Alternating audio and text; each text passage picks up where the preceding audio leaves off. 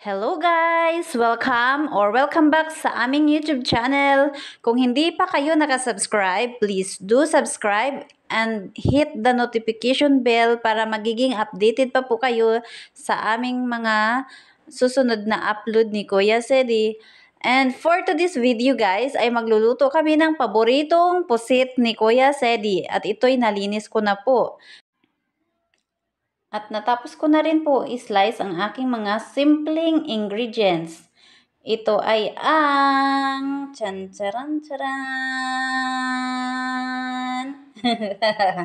ang bawang, ang sibuyas, at saka sili. Tara na guys, magluluto na po kami. Samahan nyo na po kami. Ayan guys, mainit na ang aking kawali kaya nilagay na ni Kuya ang mantika. Siya lang yung naglagay ng mantika pero ako ang magisa nito guys kasi takot siya sa talsik ng mantika. Ayun, at tumakas na. Okay guys, simulan ko na ang pagisa. Tinakasan na ako ng aking partner. Ayan, igisa ko lang ang bawang.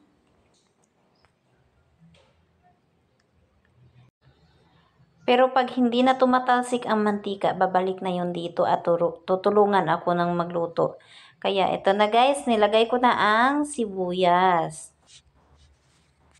Alam nyo kasi, Kuya, kain is life yan. Kaya, naku, tuwang-tuwa yan pag nilutuan ng mga favorite niyang, mga food. Mga favorite naman lang niya ay seafoods at saka Jollibee. Next time, ipagpamamukbang ko yan dun sa Jollibee. Pangtapat ko yan kay Ma'am Lydia. Pangtapat ko yan kay Ma'am Lydia si Kuya Sedi. Okay guys, ito na ang aking pusit nila. Ilagay ko na po. Ayan. Preska sana, kaya lang maliliit pala. Naloka. Akala ko yung naglako kanina. Akala ko malaki. Yun pala, malaki lang yung sa yung sa taas ng part, yung sa maliliit pala yung sa baba. Nahirapan ako maglinis. Ay, nako. Okay. Ang daldal ko, no? Para na akong si Ma'am Buday. Para na akong si Ma'am Buday nito. Ang daldal-daldal. Hello, Ma'am Buday. Ayan, guys. Takpan lang at antayin kumulo bago itimpla. Ayan, kumulo na. Kaya, itimplahin ko na ito. At ako'y maglalagay pala guys ng dahon ng laurel. Kasi, para mabango siya. Mga 3 peraso, okay na yun. Ayan, okay na po yan.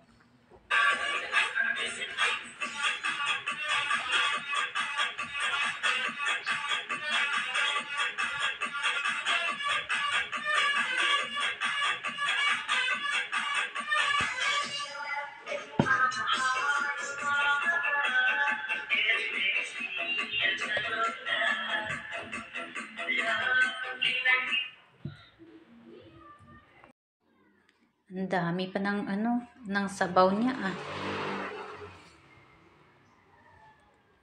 Ang tagal. Okay guys, wait lang. Kukuha lang ako ng asin.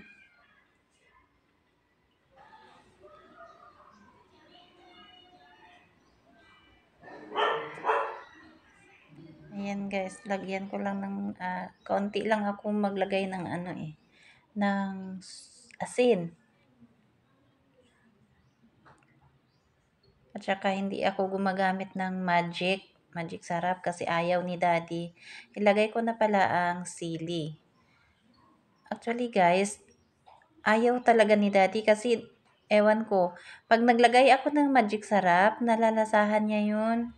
At magtatanong yun, naglagay ka ba ng magic sarap, Mami? Ayaw niya talaga ng lasa ng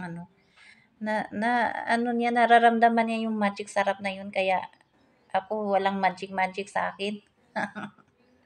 Walang ka-magic yung luto ko. Pero sarap naman sila, okey lang yun. Ang dami ko na ngang daldal, para na talaga akong si Buday nito. Ay naku, ay naku, makapagpa-music na nga lang, ayoko nang magdaldal, Ma'am Buday. Sorry naman po, Ma'am Buday.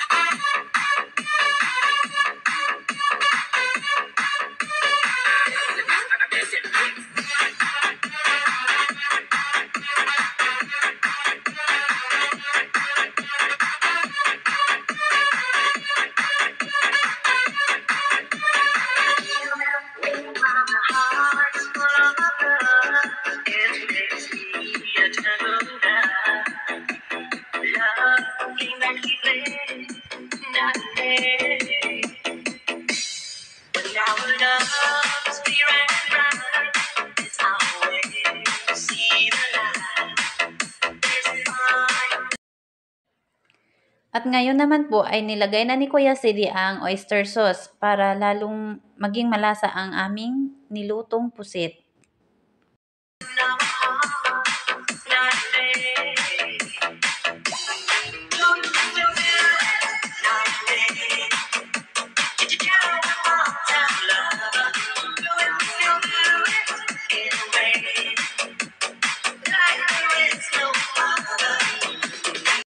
Nasa exciting part na si Kuya. Ayan.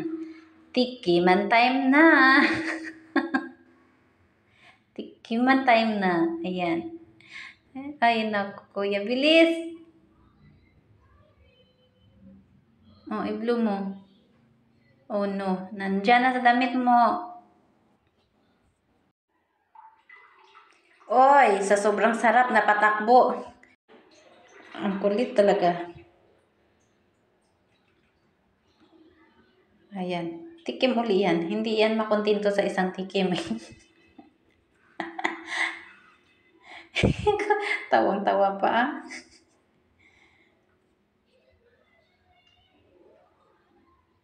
Ayan guys, kita nyo? Pinipisa niya yung sili. Okay, malapit na talaga itong maluto. At natakam-takam na ang aking kuya. Ayan. Unti na lang yung yung sabaw.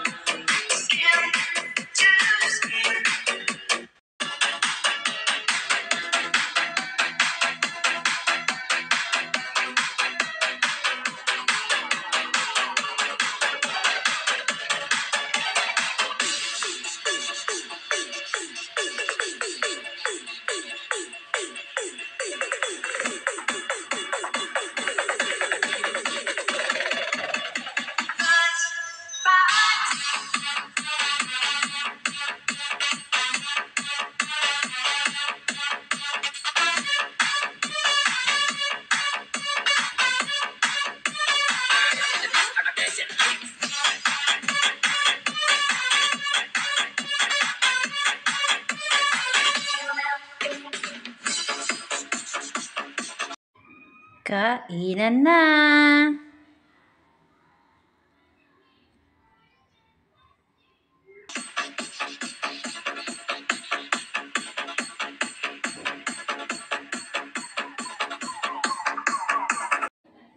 Pray mo na. Okay, good. Ang bilis mag-pray ah. Sige kuya, kain ka lang dyan kuya ha.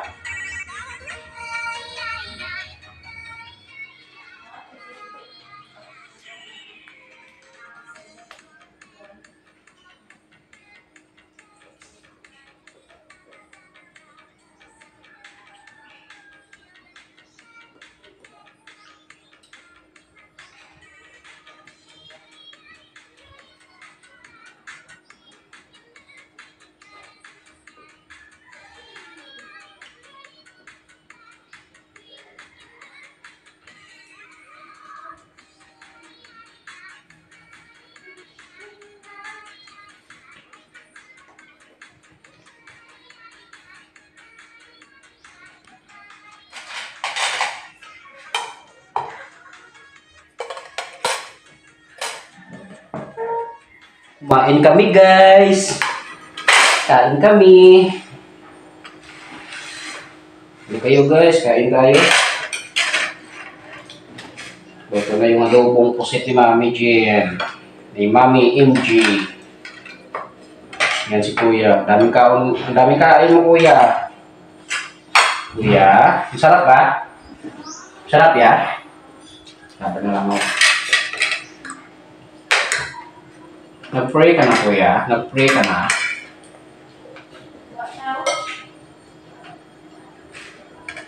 Let's eat. Ganito lang kami kumain guys. Single ulam lang lagi.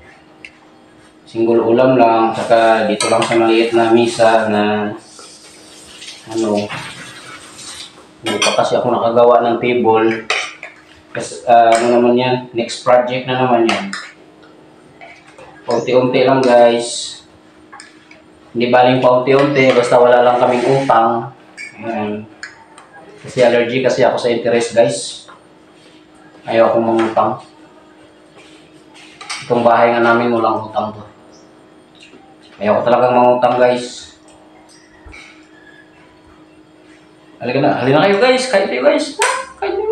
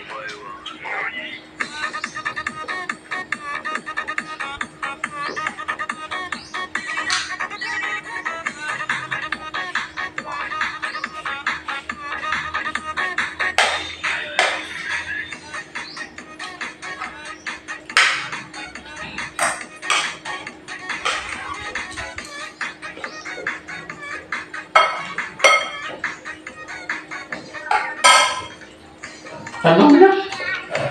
Tanong yun. Mga bebra lang.